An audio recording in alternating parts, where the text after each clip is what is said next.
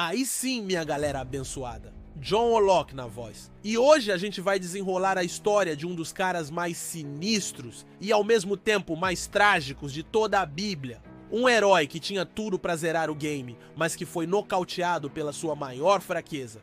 Pega a visão. Hoje a gente vai falar de Sansão, o Hulk da Bíblia. Um cara que nasceu de um milagre, foi separado por Deus desde o ventre, recebeu uma força sobrenatural para libertar seu povo, mas que tinha um coração que era mais fraco que gelatina. Ele era fortão para rasgar leão no meio, mas era um frango para mulher. Se você já tá na expectativa para ver essa história de força, paixão, traição e redenção, já esmaga o like aí embaixo e se inscreve, porque hoje a gente vai aprender que não adianta ter o braço forte se o coração é fraco. Bora nessa! A fita já começa doida. A gente tá no livro de Juízes, numa época em que o povo de Israel estava de novo na desobediência e por isso estava sendo oprimido pelos filisteus há 40 anos. E Deus, que é especialista em levantar libertadores do nada, escolhe um casal que não podia ter filhos, Manoá e sua esposa. Um belo dia, o anjo do Senhor aparece para a mulher e manda o papo reto. Se liga, você é estéril, mas vai engravidar e ter um filho. E esse moleque não vai ser qualquer um, ele vai ser nazireu de Deus desde o ventre. Nazireu? Que parada é essa, John? Pega a visão. Ser nazireu era fazer um voto especial para Deus, uma consagração total. E o nazireu tinha umas regras sinistras, não podia beber vinho nem nada que viesse da uva. Era tipo um detox sagrado, não podia chegar perto de defunto. Era para se manter puro e a regra mais famosa, não podia cortar o cabelo! O cabelão era o sinal visível da sua consagração, da sua força que vinha de Deus. O anjo já deu o manual de instruções completo e a promessa era gigante. Ele começará a livrar a Israel da mão dos filisteus. O moleque nasceu e o chamaram de Sansão. A Bíblia diz que o Espírito do Senhor começou a incitá-lo. Ele sentia a força de Deus borbulhando dentro dele. O palco estava montado para o maior herói de Israel. Mas aí começaram as escolhas erradas. A primeira mancada, o casamento proibido. Sansão desceu para uma cidade filisteia chamada Timnate e viu uma mulher filisteia. E o que ele fez? Se apaixonou na hora. Ele chegou para os pais dele e disse: vi uma mina lá em Timnate dos filisteus? Desenrola ela para mim, quero casar com ela. Os pais dele ficaram desesperados. Mano, qual foi? Não tem mulher na nossa quebrada, no nosso povo? Tu vai se misturar logo com os filisteus, nossos opressores que não são circuncidados? Mas Sansão bateu o pé. É ela que eu quero. Ela agradou aos meus olhos. Isso aqui é ouro. Anota aí. A primeira mancada de Sansão foi ser guiado pelos olhos, pela atração física e não pela direção de Deus. Ele estava mais interessado em agradar a si mesmo do que em agradar ao Pai Celestial. No caminho para Timnate, um leão novo e feroz pulou para cima dele. E o Espírito do Senhor, veio sobre ele com tanta força que ele rasgou o leão no meio como se fosse um cabrito, com as mãos nuas. E o mais doido, ele nem contou pra ninguém. Chegou em casa tipo, e aí, tudo certo? Depois, voltando pelo mesmo caminho, ele viu que na carcaça do leão tinha um enxame de abelhas e mel. E o que ele fez? Pegou o mel e comeu. Segunda regra do nazireu quebrada, ele tocou num cadáver. Ele já estava começando a relativizar o seu voto com Deus. No casamento, ele propôs um enigma para os 30 parças filisteus que estavam lá. Se eles acertassem, ele dava 30 roupas chiques. Se errassem, eles que davam as roupas para ele. O enigma era sobre o leão e o mel. Os caras não conseguiram decifrar e foram pressionar a mulher de Sansão. Descobre a resposta, ou a gente queima você e a casa do seu pai. A mina chorou, fez drama por 7 dias e Sansão, fraco para a mulher, abriu o bico e contou a resposta. Ela, claro, contou para os parças dela. Quando eles deram a resposta, Sansão ficou furioso e mandou essa: se vocês não tivessem lavrado com a minha novilha, não teriam descoberto o meu enigma? E pá! O Espírito do Senhor veio sobre ele de novo, ele foi para outra cidade, matou 30 filisteus, pegou as roupas deles e pagou a aposta. E voltou para a casa do pai, largando a mulher para trás. Que lua de mel, hein? Depois de um tempo ele quis voltar para a mulher, mas o sogro já tinha dado ela para outro cara. Sansão então decidiu se vingar dos filisteus inteiros por causa de uma treta pessoal.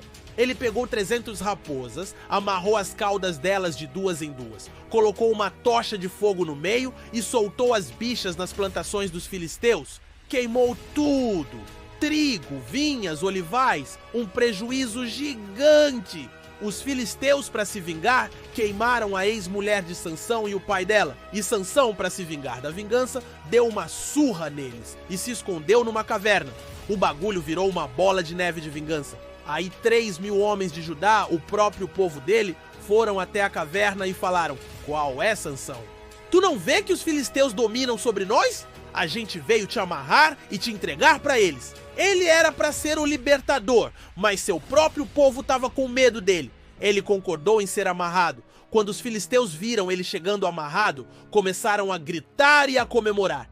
Mas o Espírito do Senhor veio sobre ele com tanta força que as cordas se tornaram como fios de linho queimados e caíram das suas mãos. Ele viu uma queixada de jumento que estava fresca, pegou aquele osso e sozinho matou 1.000 homens. Ele zerou o game na força bruta.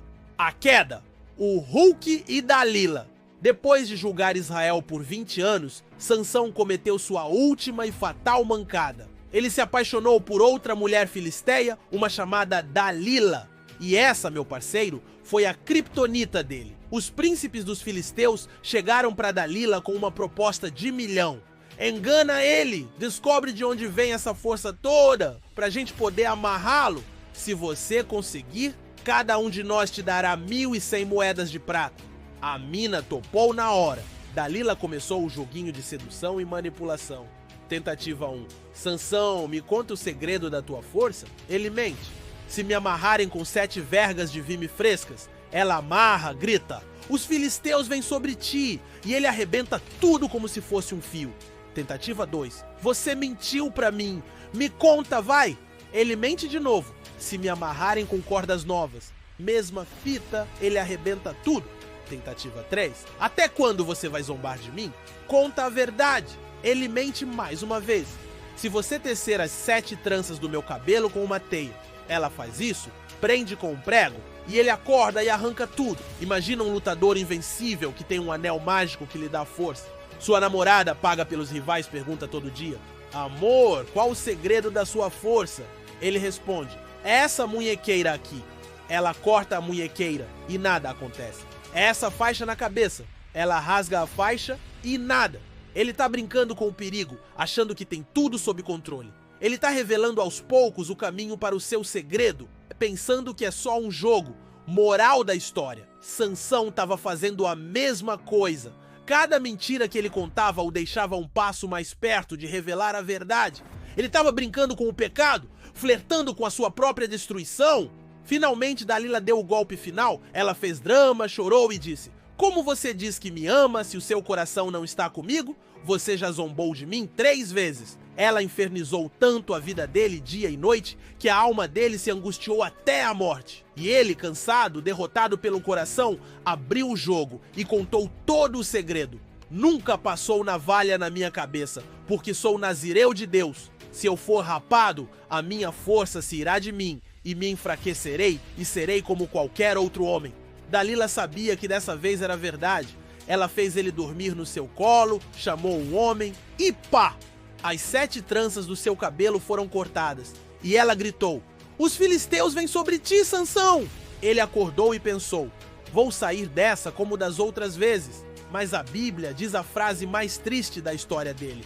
Ele, porém, não sabia que já o Senhor se tinha retirado dele. Ele tentou lutar, mas a força tinha ido embora. Os filisteus o prenderam, arrancaram seus olhos, o levaram para Gaza e o puseram para girar um moinho na prisão, um trabalho de animal. O homem mais forte do mundo, agora cego, fraco e humilhado. A redenção final.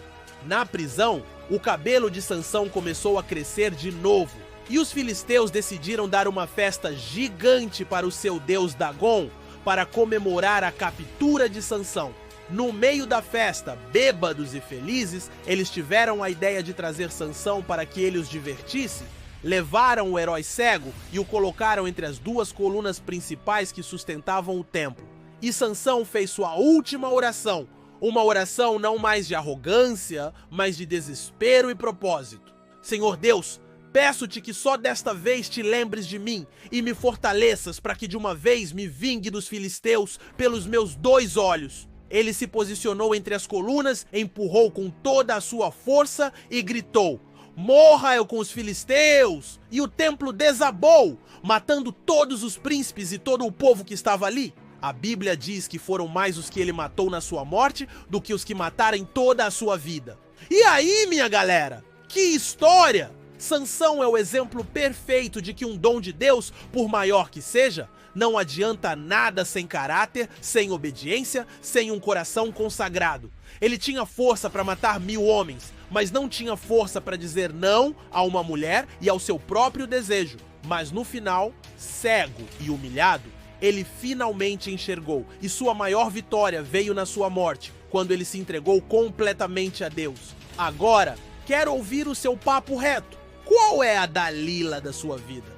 Aquela fraqueza que, se você não vigiar, pode te derrubar?